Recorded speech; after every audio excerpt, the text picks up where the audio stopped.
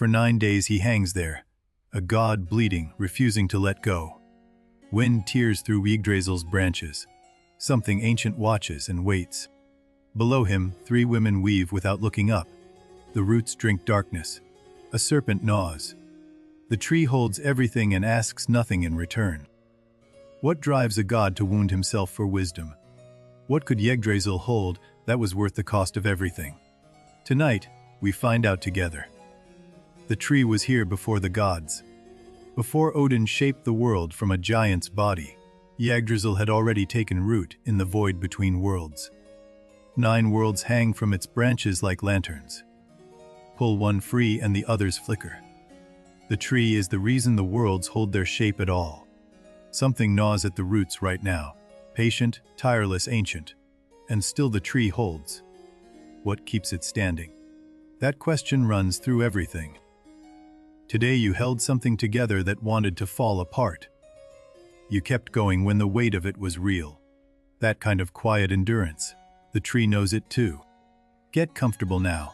Shift your pillow, find your warmth. If you drift off before Odin reclaims the runes, that's perfect. The tree will still be standing. There are hundreds of ancient stories on this channel, waiting for you on restless nights.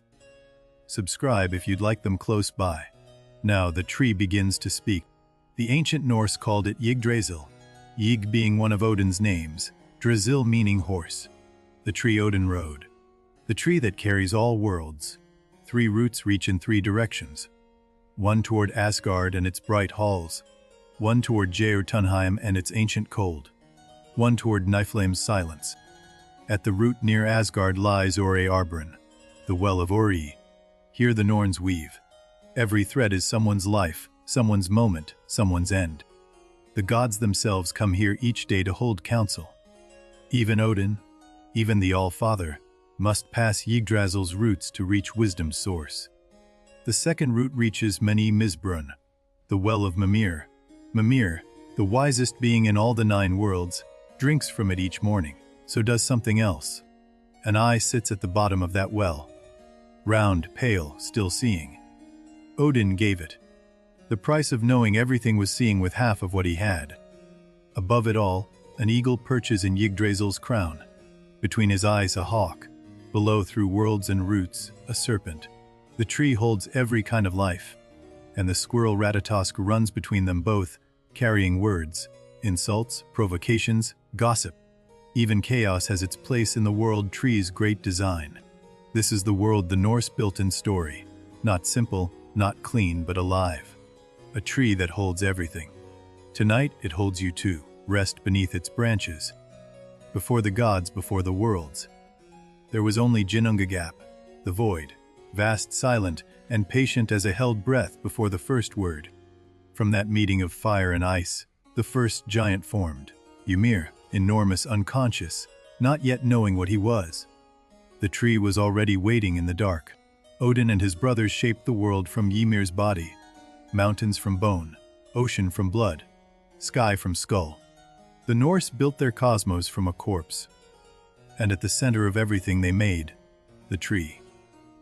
Already older than their creation. Already holding the shape of what would become 9 worlds. The first world to know the tree's shade, Asgard.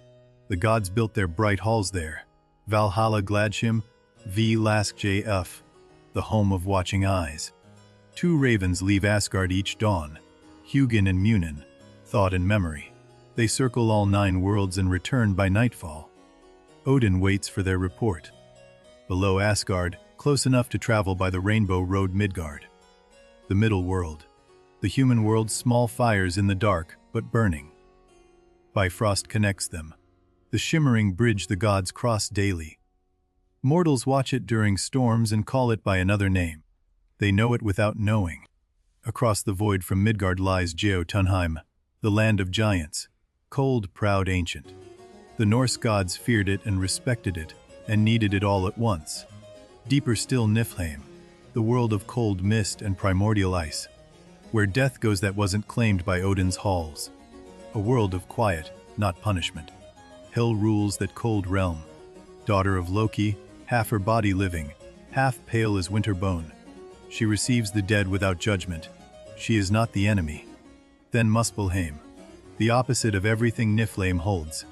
Fire and light at the edge of creation. The spark that started everything, still burning without rest. Vanaheim, the realm of the Vanir gods, older and gentler than the Aesir. Gods of sea and harvest, of growing things and the patient turning of seasons. Ilifheim belongs to the light elves, beings of radiance, given to Freyr as a gift at his first tooth. A world of quiet beauty most mortals never see. Svartalfheim, the deep world where the dwarves forge in darkness. They made Odin's spear, Thor's hammer, the chain that holds the Fenrir wolf, and Ni-Avalir, where other dwarves dwell, and Dragar, beyond the walls of the known worlds. Each world touching the tree touching each world back. Through all 9 worlds runs a thread. The tree's roots and branches, the paths between. Gods travel them. Heroes travel them. The dead sometimes wander them. The eagle at the crown sees all of this, has seen it since the tree first grew. He doesn't rule it, he witnesses. There's wisdom in that, if you let it sit. And deep below, Nenni gnaws, the serpent of destruction, patient beyond all patience. The Norse didn't hide this from their stories. Decay is part of design. Between them both, the squirrel. Ratatoskr runs his endless rote, carrying words between the heights and depths. Even chaos serves the tree's great conversation. The 4 stags drift through the canopy. Dvalin, Dunir, Durarar. Their names mean sleep, delay, thunder, rest, slumber. Even their names ask you to rest. The stags eat, the eagle watches, the serpent gnaws, the squirrel runs, the Norns weave, the gods travel. The tree holds all of it. That is what the tree does. Now, the Norns. Of all the things near Yggdrasil's roots, they are perhaps the most quietly powerful. They don't command fate. They record it as it forms. The oldest tends what has already been. She works slowly, pressing old threads flat. The past has weight. It doesn't vanish. It becomes foundation. Verdandi, the present, works fastest. Her threads move constantly. She never looks at what Ori holds or what Skuld is reaching toward. Only now. Only now. Skuld holds what has not yet happened. She is the youngest. Her threads are unspun, potential only. She reaches forward without grasping. Fate isn't forced. Every life in all 9 worlds passes through their hands. Every god, every mortal, every creature. Even Odin's thread was woven here. Even yours, in a way. The gods come to the well each day. They sprinkle its white clay on Yggdrasil's branches, keeping the tree pale and sacred, nourishing what nourishes everything. The dew that falls from Yggdrasil's leaves. The Norse called it honeydew. It fell on the flowers of Midgard. The bees found it. The humans found the honey. In autumn the leaves turn golden. In the Norse account, some fall toward Niflheim. The tree sheds what it must. It has never tried to hold everything forever. New leaves come. They always will. Even after Ragnarök. And we will reach that. The buds were already forming in the tree's protected core. The tree moans sometimes. Ancient sources record it. The groan of Yggdrasil under the weight of all it carries. Even the greatest things feel what they hold. Odin knows this. Sitting in his high seat scanning all worlds, he watches the tree. He owes it more than a king can repay. He knows, he watches, he waits. Thor travels the tree's paths often. He is not subtle, lightning follows him. But he is loyal. He goes where monsters gather, to the tree's edges, to defend. Freya travels the tree in her falcon cloak, moving between worlds, gathering the lost. She weeps gold tears for those she cannot reach. The tree has absorbed them all. Loki moves through the tree differently, like smoke through bark. Never quite where he should be, never quite where he seems. The tree has no judgment for him. Baldur, the brightest of the gods, beloved of everything, used to walk in Yggdrasil's light. Flowers opened when he passed. The tree remembers that warmth. And Heimdall, ever at his post on Bifrost, he hears everything, including the grass growing and the wool growing on the sheep. He hears the tree breathing. The gods are not perfect. The Norse didn't pretend they were. They quarrel, they grieve, they make errors. The tree has no illusions about what it holds. That is perhaps the tree's deepest nature. It holds without judgment. It sustains without preference. It connects without forcing. You can rest in that idea. The Norse built this tree from their deepest need, to understand how everything fits together, why it holds, what keeps the worlds from simply falling apart. The Norse who first told this story weren't afraid of monsters, exactly. They were afraid that the connections would break, that the worlds would stop holding. Yggdrasil wasn't invented for drama. It was what they knew: everything beautiful is being consumed by something patient. The question is how long it holds. Picture the storyteller, 3,000 years ago, reaching this same part. The children lean in, not from fear, from recognition. They know something gnaws. The Norns didn't comfort people. They weren't asked to. They simply wove. Fate wasn't soft in Norse belief, but it was real, and real was enough to hold on to.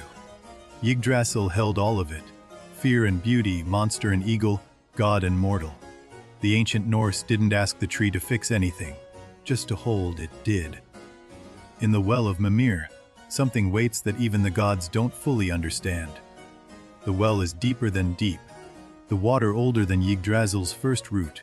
Mimir, guardian of the well, was once beheaded in a war between gods. Odin preserved the head, anointed it with herbs, made it speak. Wisdom cannot die. What did Mimir tell Odin? The texts don't say fully, only that Odin kept returning. Some knowledge you need again and again. Wisdom isn't kept, it's maintained. And Odin's ravens circle. They return each evening. They land on his shoulders and whisper. He always closes his eye when they begin, the better to hear what's true. He worries about thought and memory. The old texts say so plainly. He fears that one day they won't return, that he will lose one or the other. He understands the cost. But they return. They always return. And each time they do, Yggdrasil is there, the path they flew home along. The tree is how memory finds its way back. Rest is beginning to settle in the story now. You can feel it, the tree's rhythm, slow as seasons. Breathe with it. The worlds are all accounted for tonight. The Norns have set aside their weaving for the night. Even fate rests. The well of reflects only stars now, not futures, just the present sky, just the... Thor has returned to his hall. Even he sleeps. The lightning rests in Mjolnir. The hammer glows faintly on its hook, waiting for morning. No urgency for now. Freya's hall fills with soft golden light as she returns. She releases her falcon cloak. She has not found all she searched for. Tomorrow she will search again. Even Loki is quiet tonight. Perhaps he is thinking. Perhaps he is planning. The tree makes no distinction. It holds the planner and the resting equally. Midgard sleeps. Farmsteads, longhouses, winter stores, the smell of bread and pine smoke. The ordinary life the tree upholds without anyone noticing. Somewhere in that sleeping village, someone is asking the same question Odin asked. What is worth knowing? What would I give to understand? The tree waits. The Norse skald who first sang Yggdrasil's full shape did so from memory. No books, no pages. Only breath and rhythm and the things a people cannot forget. Verluspa, the prophecy of the seeress, begins with her seeing everything from the beginning. She describes the tree. She describes what comes after, she knows. She saw the tree before she saw anything else. Before worlds. Before year. The tree is the first fact of reality. The thing that makes the rest possible. There is comfort in that sequence. The tree first, then everything else. The structure before the stories. The holding before the held. Order preceding event. Your mind may be quieting now. That's the tree working. The slow pace of a thing 10,000 years old. Breathe with it. You don't need to match its age. The well of Virgilmere, where the third root goes, it feeds 12 rivers. Their names are still known. Swell and Gunro Fjorm and Fimble Ull, Ren and Renandi. The names sound like sleep sounds. Swell cool and quick. Gunro the deep vowel of it. Renandi, running water. Even Old Norse had a lullaby hidden in it. Everything in the Norse cosmos has a name, even the rivers no one visits, even the dew on Yggdrasil's leaves, even the four winds, named and therefore real. The Prose Edda, written down in Iceland in the 13th century, preserved this. Snorri Sturluson wrote it. One man's memory held the whole tree in its branches. Before him the poetic Edda, older, anonymous. The voices of the poets who composed it are gone. The tree they described is still here, words outlast speakers. The tree was never carved, never painted in any art that survives, only described. It exists in language alone, which means it exists everywhere language goes. Close your eyes and the tree is easier to see. That is not an accident. The things that live in description are larger than the things that live in pictures. The tree is a thought that holds. That is perhaps all it needs to be. A way of understanding how things stay connected. A way of knowing the roots are real. Niflheim stirs in the deep cold. The rivers run. Negugr gnaws patient as always. The balance continues. Nothing is resolved. Nothing needs to be. Not yet. Asgard glows above. Halls lit not with fire but with the particular light of places where great things are decided. Tomorrow there will be decisions, not tonight. The tree breathes. Yes, in the old accounts it does. A living breath that moves through all 9 worlds at once. You might feel it, if you're still enough. The 4 stags have found their sleeping positions. Duin, whose name means sleep. He has curled into himself in the highest branch. He knows, drift with him. Tomorrow Odin goes to the roots. He has already decided. He will hang for 9 days to gain what the tree holds inside its oldest wood. But that is tomorrow. Dawn in Asgard, Odin rises before the ravens. Before the halls fill with sound, he has decided. The root calls to him the way deep water calls to deep cold. He carries his spear Gungnir. He carries nothing else. No provisions, no companions. What he is going to do cannot be helped by anything a companion could offer. The Norns look up as he passes.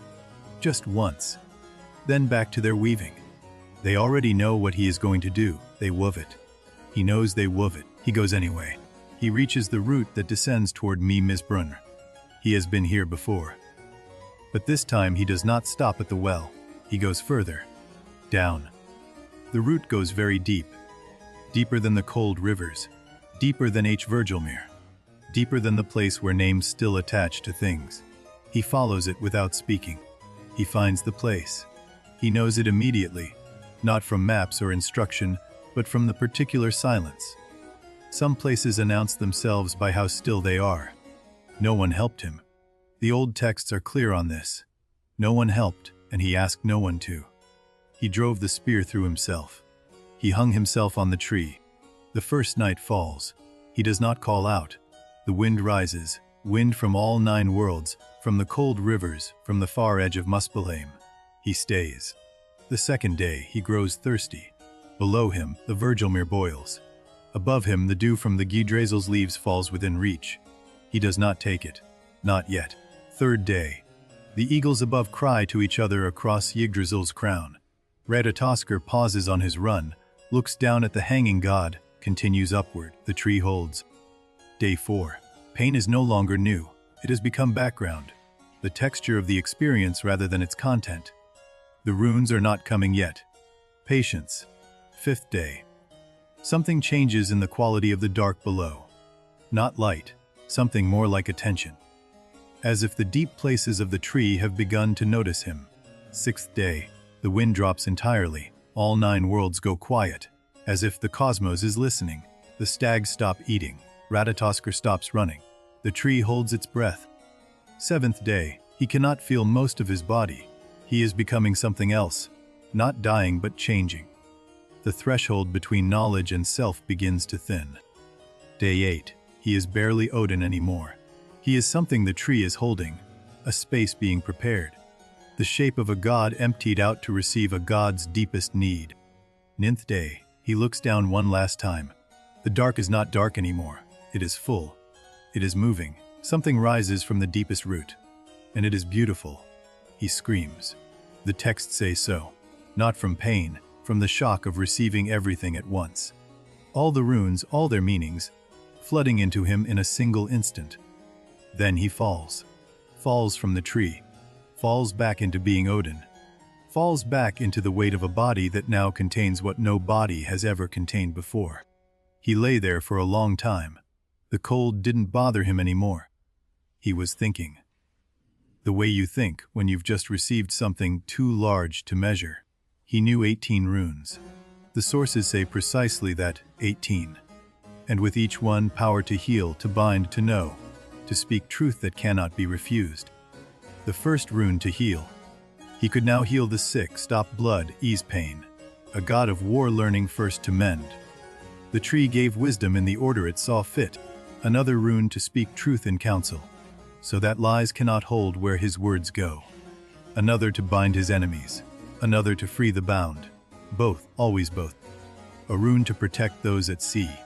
A rune to wake the dead and ask them questions. A rune to make a sword strike true. The tree did not sort them by importance. A rune to read what is written on shields before battle. A rune to protect a child in the womb. Knowledge has no hierarchy in the tree's reckoning. Small life matters. The final rune, the 18th, he will not name. The texts preserve this silence. Some knowledge is not for sharing. The tree taught that too. Limits our wisdom. He rose. He climbed back up the route. He reached the world again.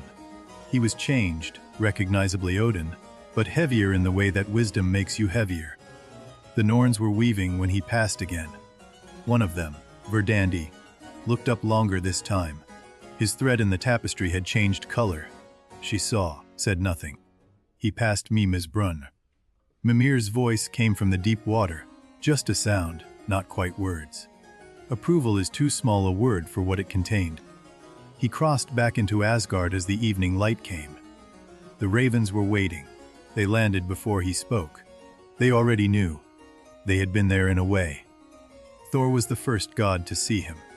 The great red-bearded one stopped, stared, then asked nothing.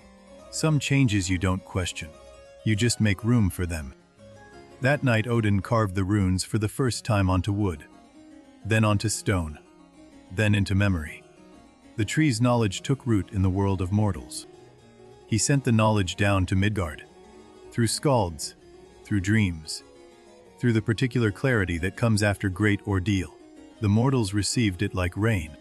The runes spread, carved onto swords, onto ships' prows, onto grave markers, onto the lintels of doorways. The tree's knowledge protecting every threshold it touched. Yggdrasil bore witness to all of it. The sacrifice, the return, the spread. The tree holds Odin's memory the way bark holds the shape of everything that grew through it. Slow now. The story is working through you. Let it do that. You don't have to follow every thread. Some of them are just texture, just warmth, just the sound of bark. The runes became a gift. Odin gave them to gods, to giants, to dwarves, to mortals. He held back nothing that could be shared. The sacrifice had made him generous. The dwarves used them in their forging. The giants used them for prophecy. The mortals used them for everything: love letters, curses, lullabies, ship protection. The tree never asked for credit. It gave the runes through Odin's 9 days and moved on. That is what the tree does. It gives without counting the depth. Let yourself be carried now. You've traveled far tonight, through 9 worlds, through the dark beneath them, through 9 days of extraordinary patience. Neshi Gigger gnaws in the deep dark. He has been gnawing since before Odin was born. He will gnaw after. The tree endures this. Endurance is not the same as defeat. After Odin's return, he visited the tree differently. He had been inside it. He would come to stand at its base and place one hand on the bark, the way you greet a teacher. Other gods began to do the same. Thor would pause there after long journeys to the tree's edges. Freya would rest against it when the falcon's searching grew heavy. Even Loki came once. He stood at the tree's base for a long time and said nothing. The tree said nothing. That particular silence was its own kind of conversation. The roots drank from their 3 wells. The leaves released their dew. The stags grazed, the squirrel ran. The seasons turned. The tree held, as it always had. Years passed. The Norse don't give precise numbers to their myth time. Time in Yggdrasil's span is different, closer to geology than calendar, slow and The runes worked. They protected the ships.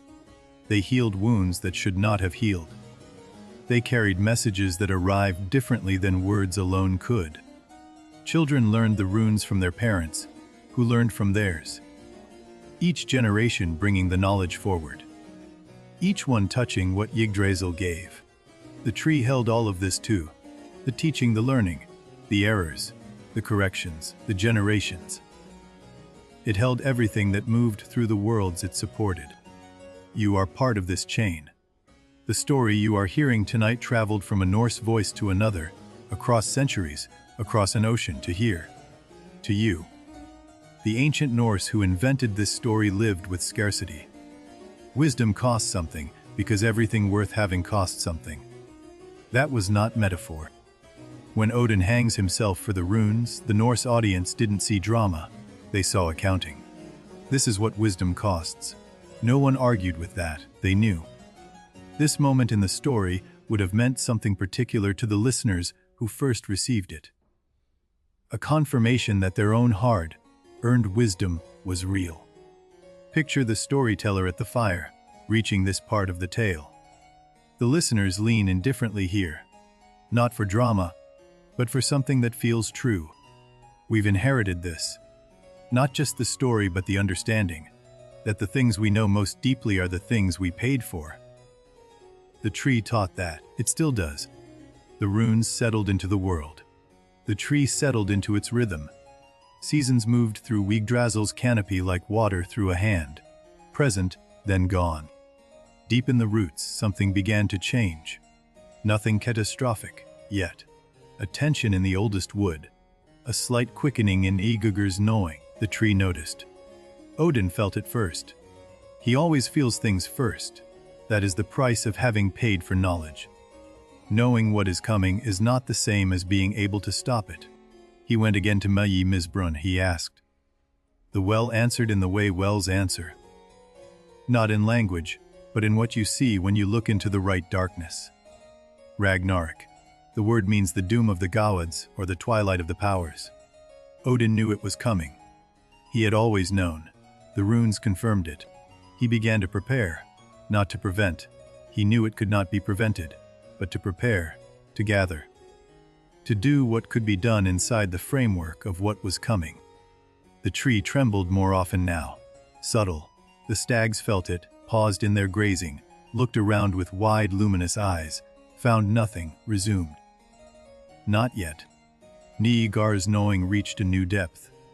The root grew thinner where the serpent worked. And yet it held. The Norse understood something about this, holding thin. Even now, you may be nearly asleep. The story will carry you either way. Let the roots do their work below you. You are in the canopy. You are in the stag's world. The Norns wove faster near the end, not frantically, with precision. As if the most important part of a pattern requires the steadiest hands and the clearest eye. Or press the past flat with particular care. These memories would be needed after. Everything that had been would become the seed of what came next. Skuld's unspun threads. The future were nearly gone, not run out, drawn in, woven. The future was becoming the present becoming the past. The eagle cried from the crown. Not a warning, a witnessing. He had watched it all from the beginning. He would watch the end too. The witness holds. Ratatoskr ran differently now, not carrying insults, carrying news. Even chaos had grown serious. The bridge between top and bottom bearing something urgent. Thor went east, to the boundary lands, not to fight yet, to watch. He stood at Jotunheimer's edge as the frost giants stirred and said, "Not yet. Not yet." Heimdall touched his horn but did not blow it. Not yet. He held it the way you hold a word before speaking, knowing the speaking cannot be undone. Deep beneath everything, Neguar felt something shift. Even the serpent paused. Not in mercy, in recognition.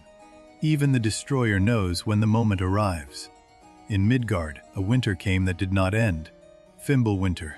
3 winters back to back. No summer between. The mortals looked up. They understood. They gathered. The world tree shuddered. The stags fled to the highest branches. The Norns stopped weaving entirely for the first time in all of creation. All three. Together. Odin stood at the base of the tree one last time before the battle. He placed both hands on the bark. The tree held the gesture in its wood. It always would. The tree did not reach back. It did not need to. What it had given was permanent. What Odin knew, he would always know. The gift was already complete. Sleep if you're ready. The approaching battle is loud. But you are in the canopy. Up here among the stags. Ragnarök sounds like weather from a great distance. Ragnarök began with a wolf swallowing the sun. The sky went strange colors. The worlds felt the light change before they felt anything else. Color is how it starts. Jallarhorn sounded. Heimdall blew the note he had held his whole immortal life. It crossed all 9 worlds simultaneously. Every sleeping thing woke, every awake thing stilled. Yggdrasil shook. But here is the thing, it did not fall. It shook, and it held, and it shook again, and it held again. Destruction and persistence in the same body. The battles were immense. The scale of them exists outside ordinary description. The Norse poets strained at the limits of their language, and didn't fully reach it. Odin fell to the Fenrir wolf, the All-Father, who hung 9 days for wisdom, taken at last by the thing wisdom could not prevent. He knew it was coming. Thor and the Midgard serpent destroyed each other. 9 steps, and then the thunder god fell. 9 days for Odin, 9 steps for Thor. The number held to the end. Heimdall and Loki destroyed each other. The Watchman and the Shape, Shifter. The most opposite of beings, reaching the same ending by entirely different paths. Surtur came from Muspelheim with fire. He burned the worlds. The Norse were unflinching about this.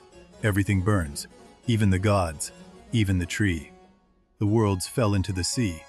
The sea covered everything. And then, the silence. The particular silence after the largest thing that has ever happened. But the tree, the roots were still there. Under the sea, under the silence, under everything that had ended, the roots held. They were still holding. They are still holding. The Vilova saw beyond the fire. She saw what the Norse poets chose to include, a new world rising from the sea. Green knew. Yggdrasil already there. New gods came, children of the old ones. They walked the new green earth and found the old world's pieces, including the golden game boards of the Aesir, half buried. 2 humans survived in Yggdrasil's hollow, Lif and Lidif Razir, life and the will to live. They hid in the tree, ate its dew, and became the new world's ancestors. The tree held them, of everything it held. 9 worlds, gods, serpents, fate itself. It held 2 sleeping humans through the end of everything. That is what the tree does. The first climax is not the battle. It happened before, 9 days back in the deep dark, when the runes rose. Because what rose with them was this, the tree chose. And the tree chose to hold Ledef and Lidif Razir. Not by accident. The Norse texts give it will. It chose the hollow. It chose to make the space. It chose to shelter. The runes are still here, in the languages that descended from them. In the shapes of letters you read without knowing they were once Yggdrasil's deepest knowledge. Yggdrasil stands in the new world. The new sun rises over it each morning. The new Norns, if there are new Norns, weave at its roots. The eagle is back at the crown. The serpent is still there too, still knowing. The balance has not changed, it has only renewed. The tree holds it all again, as it always has, as it always will. The new world is quiet in a way the old one never was. No Odin in his high seat. No ravens crossing the sky. No hammer, thunder from the east. Just the tree. The surviving gods came slowly. Baldur returned from hell. The brightest one, the beloved, the one whose death had been the old world's first crack, he returned. Ar came with him, the blind god who threw the mistletoe dart that killed his brother. Returned, forgiven. The new world began with reconciliation, not just. Var survived, the silent god who avenged Odin by killing the Fenrir wolf, and Vili, and Thor's sons, Umi and Magni, who carried Mjolnir forward, the line held. They found the golden game boards in the grass, half buried, perfectly preserved. They sat down and began to play. That was the first act of the new Asgard. Lef and Lusif Razir emerged from the tree's hollow. They stood in the new world blinking, smelling new grass, hearing a silence that had no trauma in it. Yet, the two humans looked at Yggdrasil. They had spent the end of the world inside it. There is no gratitude large enough for that. They placed their hands on the bark. Their children would tell the story, and their children's children. The tree would pass into every human culture that descended from that first new world morning. The new Norns came, smaller than the first three, or perhaps just newer. They found the loom at Ore Arbran and sat down without instruction. They already knew. The eagle returned to the crown. Whether the same eagle or a new one, the texts don't say. The position was filled. The watch resumed. That is what mattered. Ratatoskr appeared on the trunk. Whether the same squirrel or a new one, running up, running down, carrying what messages there were. There is always something to carry. And Gar. The serpent rose from the sea carrying the bodies of the dead. He was changed, or perhaps the same. He looked at the new world. Then he began again. This is the new threat, not catastrophe, but repetition. The pattern reassembling itself around the tree. The question, will it end the same way? Will it always? Baldur in the new world is different, quieter. He carries something from Hell's realm, knowledge of what the far side holds. He walks gently now. He knows the weight. The new world doesn't have Odin's ravens yet. The sky is quieter. The information Hugin and Munin brought, the daily accounting of all 9 worlds, is missing. But knowledge moves differently now. Through Lef and Lef Razor's children. Through the runes carved in the new world's first trees. The tree taught without ravens. Yggdrasil's new leaves are slightly different from the old ones. Same tree, new growth. The Norse didn't explain this. They just included it. The detail mattered. The new Norns weave thinner threads at first. The new world has fewer stories yet. Give it time. The tapestry always starts thin and grows toward density. Sleep deepens now. You can let the new world form without you. The roots are beneath you. The canopy above. The stags are returning to their branches. Rest. The wells are reforming. Uri Arbran fills with new water that carries the memory of the old water. The well of wisdom cannot be truly empty. It only waits. Meyi Mizbrun fills too. The wisdom doesn't start over. It accumulates. Everything Odin saw there, still in the water. The sacrifice still in the water. Still. Even Virgilmer fills. The third roots spring. The 12 rivers begin to run again. Their names are the same. Swol, Gunra, Fj Erm. The names held through the fire. The new world is the old world remembering. That is what renewal means in Yggdrasil's teaching. Not forgetting what was, but carrying it forward differently. The threat is not external this time. It is the question itself, whether meaning can survive repetition. Whether the second world can matter as much as the first. Baldur answered it in his way. He walked through the new world touching things. New grass, new bark, new water. Each touch said, this is real. This matters. Now. The tree is the answer too. It doesn't argue for its own importance. It simply holds the new world with the same completeness it held the old. That is the answer. Ndigigr gnaws in the deep dark of the new world. The balance is restored. The question of repetition resolves into the simpler fact the tree holds. Still. Your breathing has slowed. The story is becoming texture rather than sequence. Let it. The new world is building itself quietly. You don't need to watch it be built. The new world's first night falls. It is very dark, new darkness, without the old world's lights. But the tree glows from within. It always has, it always will. Lief and Lef Razir sleep beneath the tree. The first humans to sleep in the new world. The tree holds them again. It has always known how to do this, it always will. The new world grew. Centuries passed inside Yggdrasil's canopy the way centuries always pass. One season at a time, without announcement, the tree held. Lef and Lesif Razor's descendants spread across the new Midgard. They carried the story of the tree in their oldest stories. It came out in different shapes, always a tree. The rune knowledge spread with them. New lands, new carvings, the same symbols finding new stone to hold them. Odin's 9-day gift moving with the people it shaped. The Norse who traveled farthest, to Iceland, to North America's edge, to the Mediterranean's shore, carried the tree with them. In every longhouse raised, the skalds preserved everything, composed in strict meters, memorized across generations. Every kenning for Yggdrasil held, horse of Odin, needle of the heavens, mighty tree. Viking ships had carved prows because the sea, like Jotunheim, was a world of chaos. The pro carving faced the unknown the way a world tree root faces the deep dark. In Scandinavia, ash trees were planted near farmsteads. Sacred trees, tended, never cut. The family tree, they called it sometimes. The village tree, protection. Some of those trees still stand. In Sweden, Norway, Denmark, ash trees 1,000 years old in places that were farmsteads once. The tree continues to hold. Christianity came to Scandinavia. The old stories went underground, but didn't disappear. Snorri Sturluson wrote them down to preserve them, he said. He did. The prose Edda survived. The poetic Edda survived, fragmented, imperfect, but there. Yggdrasil made it through, the way it always makes it through, by holding. The Viking Age ended. The stories became literature rather than living myth.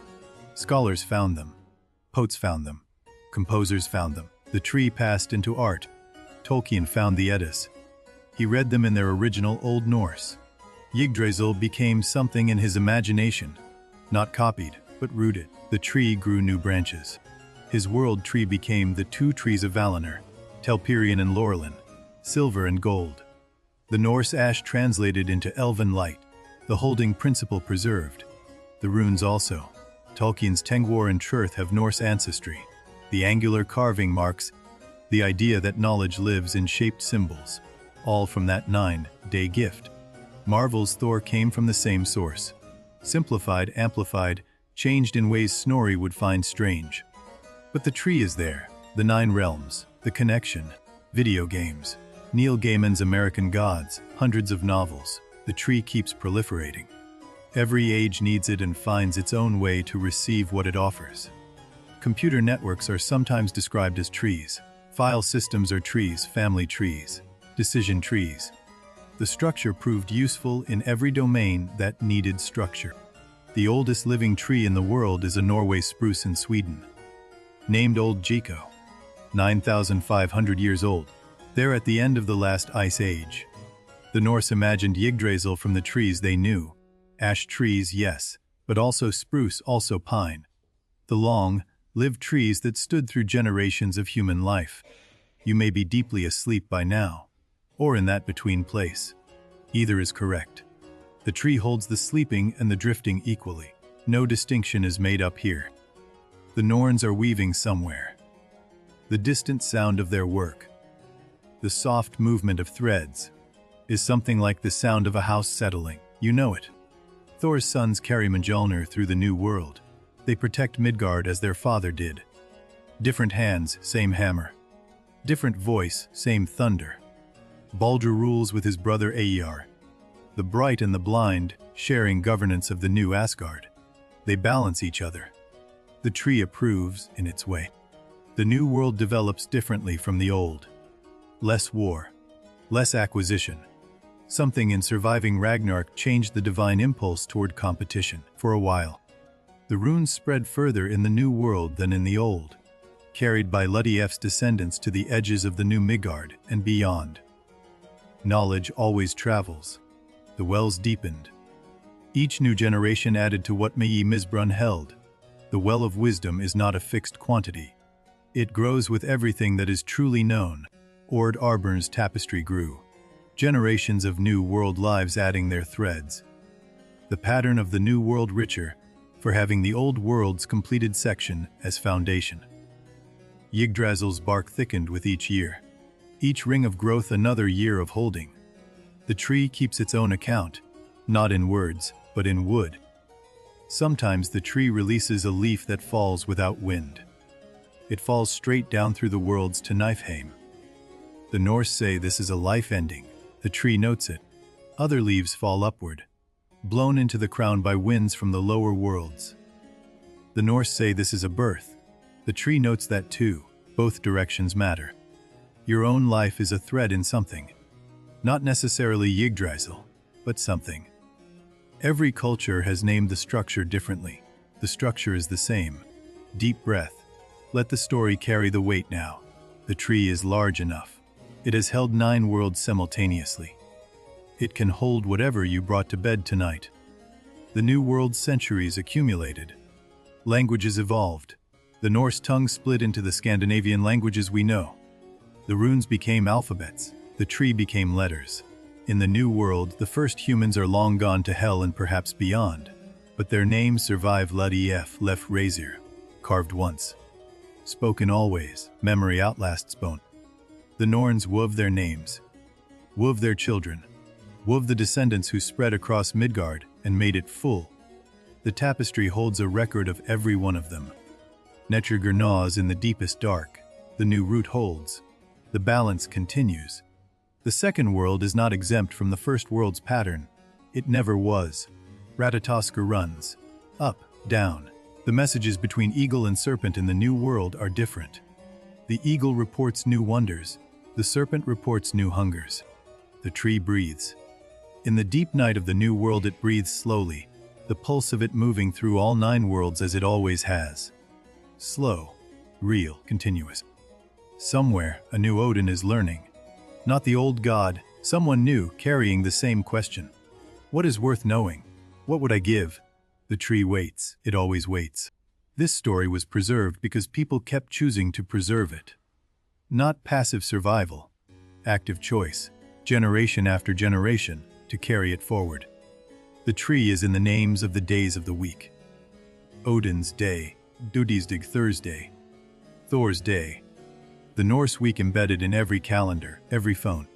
The idea of a world tree shaped how Western thinking organized knowledge. Taxonomies are trees.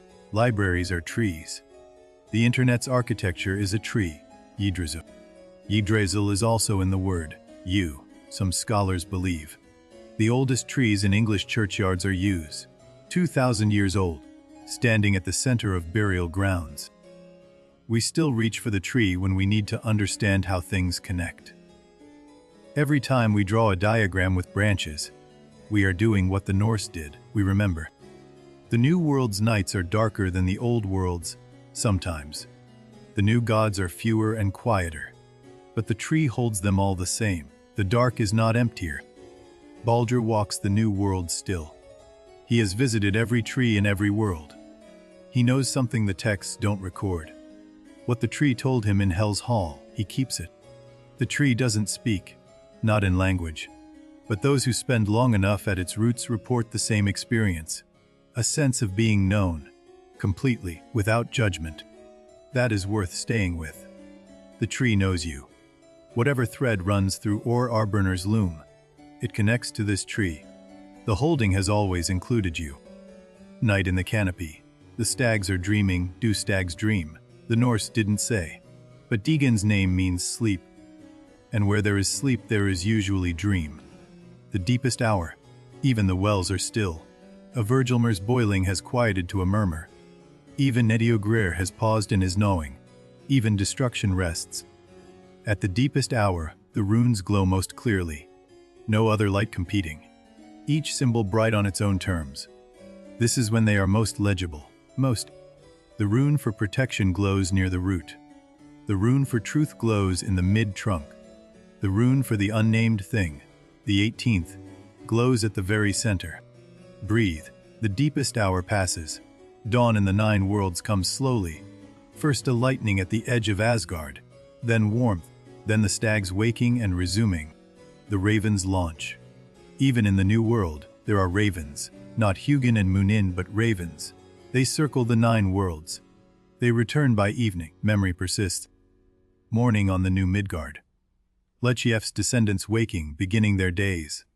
They don't know the tree by name anymore. They carried anyway. The body remembers what the mind forgets. The wells give, the roots drink, the branches extend, the leaves release their dew, the bees find it, the honey reaches the table, the chain from cosmic to daily. The tree provides. Not dramatically, daily. The Norse understood that the greatest gifts are structural, not spectacular.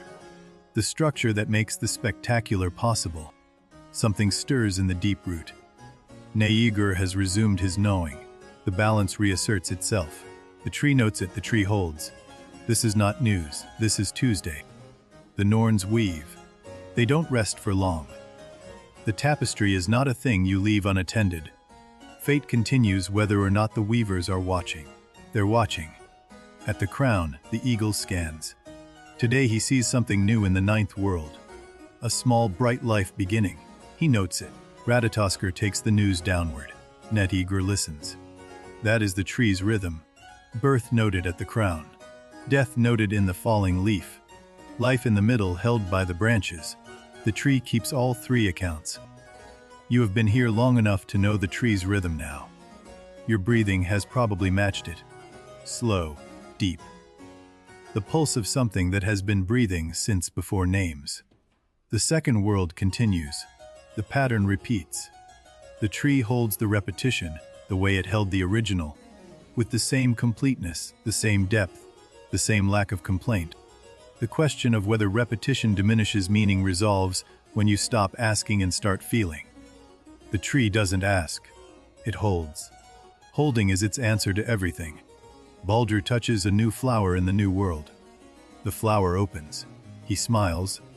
A smile that holds what death showed him and what life shows him now. Both are in it. Seer stands nearby. He hears the flower open. He cannot see it, but he feels the warmth of Baldur's smile. He smiles too. That, the Norse would have called enough. The tree holds this too. The reconciled brothers. The opened flower. The felt warmth. The heard smile. These are among the smallest things the tree contains. They are not lesser. Sleep now if you haven't. The tree is still. The canopy is dark. The stags are dreaming and you might join them. The branch beneath you is wide and warm. Deep in the roots, the wells give their water. The roots drink. The trunk carries it upward to the branches.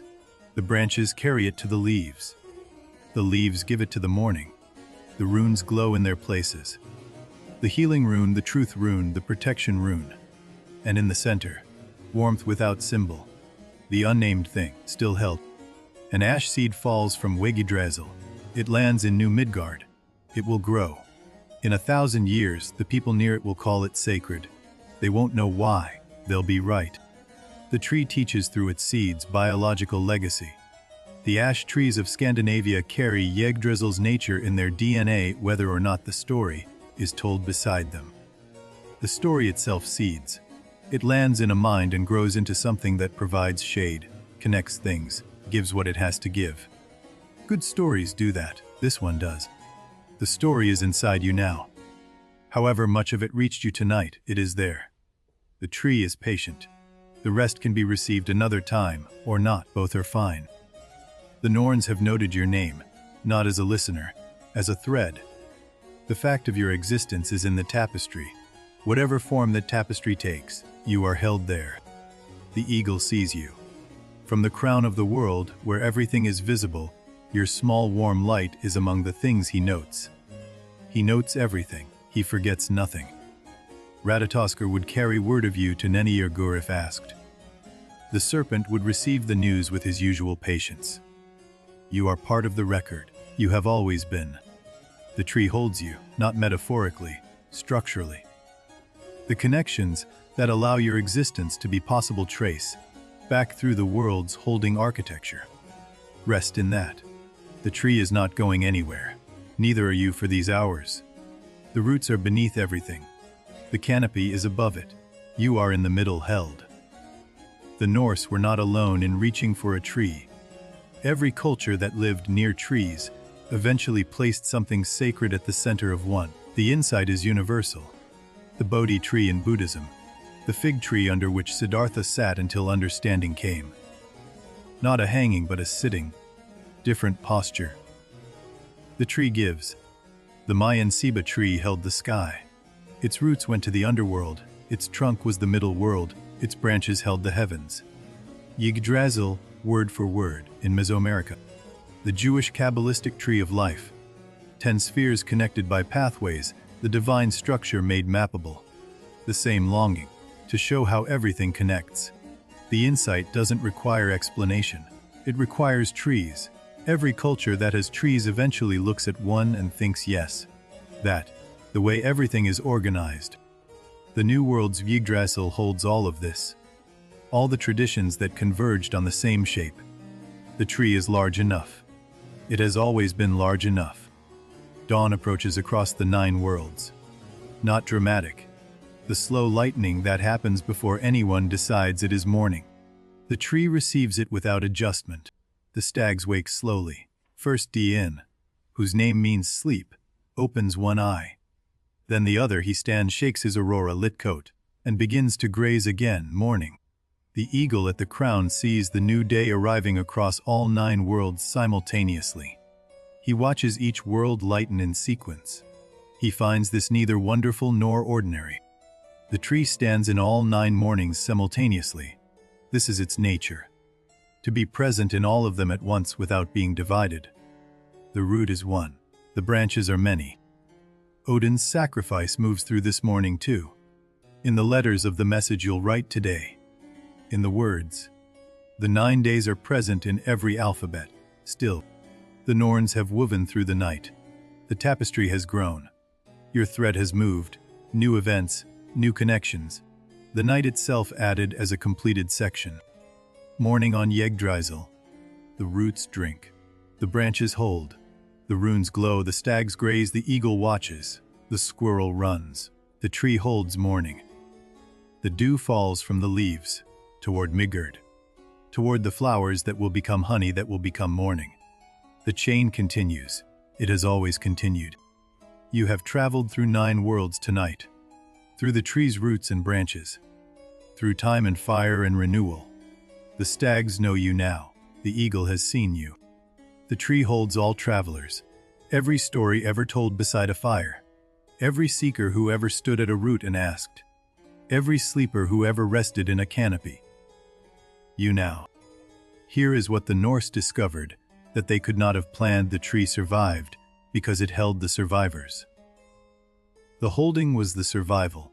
They were the same act. Odin hung for 9 days, and the tree gave him everything it had. The tree didn't diminish. When you give from your nature, you are not diminished. The giving is the having. The runes work because Odin gave them away. A truth kept is a truth that serves one. A truth given is a truth that serves all. The tree knew this before the giving. The tree holds everything because it asks for nothing. Every world, every creature, every god, every serpent. Held equally, held completely, held without condition. This is what the Norse built when they built Yggdrasil, a way of understanding that connection is the deepest form of strength. That what holds together is stronger than what stands alone. The tree has told you its story now, not as a lesson, as a presence. The difference matters. A lesson ends, a presence stays. The tree stays. What does the tree mean? The Norse didn't write an answer. They wrote the tree. The meaning was in the shape of it. The roots reaching down as far as the branches reach up. It means things hold. Despite despite Ragnarök, despite the weight of 9 worlds and the gnawing of ancient darkness. Things hold. Things are held. It means sacrifice earns. Not suffering for its own sake. That is not what Odin demonstrated. Suffering directed toward understanding. 9 days purchased something real. It means the cosmic and the personal are not different scales. The tree that holds 9 worlds also held 2 sleeping humans in a hollow. Scale is not significance. It means endings are not conclusions. Ragnarök ended a world, not the tree, not the principle, not the new world waiting in the roots. Endings make room. It means wisdom is worth the price it asks. The Norse didn't sugarcoat this. Odin paid and received. He would pay again. That is not tragedy. That is accounting. It means you are connected to what came before you. Every word you use tonight has Norse ancestry. every alphabet. The tree is in the letters of everything.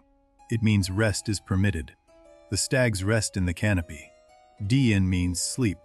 The world tree has a sleep god in its highest branches. Rest has cosmic endorsement. It means the deepest dark has something in it. Not comfort. Something realer than comfort. The runes were in the dark. The dark is where the deepest gifts wait. It means the world has structure. The connections are real. The feeling that things fit together. That feeling is not wishful. Yggdrasil is what that feeling is reaching for. It means you don't have to understand everything to be held by it. The worlds in Yggdrasil's canopy don't understand the tree. They are held anyway. You too. Something in you already knew all of this before tonight. The reason this story feels familiar rather than new. It is naming something you carried without the name. The tree means protection. The protective rune was among the first things given. The tree held the survivors. Protection is not absence of harm. It is continued holding. That protection extends to this room. Whatever form it takes. You are in the middle branches tonight. Between roots and crown. Between depth and height. Held. The Norns are weaving. Your thread is in their hands right now. The present moment being made permanent as you rest. This night becoming part of the record. Real. The eagle has you in his sight.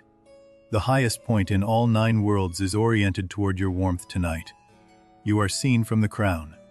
That is not small. The wells give their water. The roots drink. The trunk carries it upward. The leaves release their dew. All night, while you sleep, the tree works while you rest. Let it. What Odin learned in 9 days, he carried back.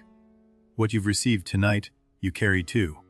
However much or little, the tree gave what it had. It always does. The tree holds. The tree holds. This is its whole meaning, and its whole practice, and its whole gift. It holds. And tonight, among the things it holds, you. The tree is in your language, in the shape of your letters, in the days of your week. You have been living inside Yggdrasil's legacy, without knowing its name. Every family tree is Yggdrasil. Every org chart, every taxonomy of life, every network diagram. The tree's shape is how we understand how things are connected. Still, the ancient ash trees of Scandinavia still stand where they always stood. The sacred grove trees, the farmstead trees. Older than the nations around them, still holding. The Norse words for tree, tre in Old Norse, gives us true, the same root, the same steadiness. What is tree like is what is true. The language knew this. The runes are still carved. Not in the same contexts, on jewelry now, on modern artwork, in tattoos. The symbols Odin received are still being worn, still moving. Tolkien's trees still grow in millions of imaginations. The Ents, the Malorn trees of Lorien, the white tree of Gondor, Yggdrasil's descendants in other soils. Every time someone stands at the base of a large tree and looks up, that is Yggdrasil. Not the myth specifically. The same recognition the myth was made to hold. The tree's legacy is not in books or games or alphabets only. It is in the instinct that reaches for structure when things feel uncertain. You know that instinct. The legacy lives most fully in this people. Still tell the story. Tonight someone somewhere is hearing it for the first time. The tree seeds itself through telling. The tree endures because the truth it holds endures. Connection, sacrifice, survival, the courage to hold what gnaws at you. These are not old ideas, they are now. The story is complete. The tree remains. These are not the same thing, and they are not different things. The story was always the tree. The tree was always this. The canopy is very still now. The stags have been asleep for hours. The aurora moves above them in long slow arcs, green, then violet, then a green again. Only the roots drink from the 3 wells. A sound like deep water moving in stone. Distant rhythmic, the sound beneath all sounds. If you are still enough. Only wind from all 9 worlds moves through the canopy. Not strong, a breathing wind. The leaves turn once, then settle, then still. Only the Norns have stopped for the night. Arbrun is a mirror now, stars in the water. The past reflected. The present resting, the future unspun. He envied Oinoigar has stopped knowing. Even the ancient work of undoing rests. The root is whole in this hour. The tree breathes without that weight. Envid Only, the 9 worlds are small lights in the canopy, each one a different warmth. None of them calling for anything tonight, all of them simply there. Envid Only, the runes on the bark have dimmed to their night brightness, warm low each one present. The healing rune, the protection rune, the truth rune. Here. Envid Light in breathes. The stag whose name means sleep breathes in the highest branch. His breath and the tree's breath and your breath. The same slow rhythm. The tree holds. It will hold through the night and through what comes after the night. It has always held. Rest now. The roots are deep. You are in the canopy. Good night.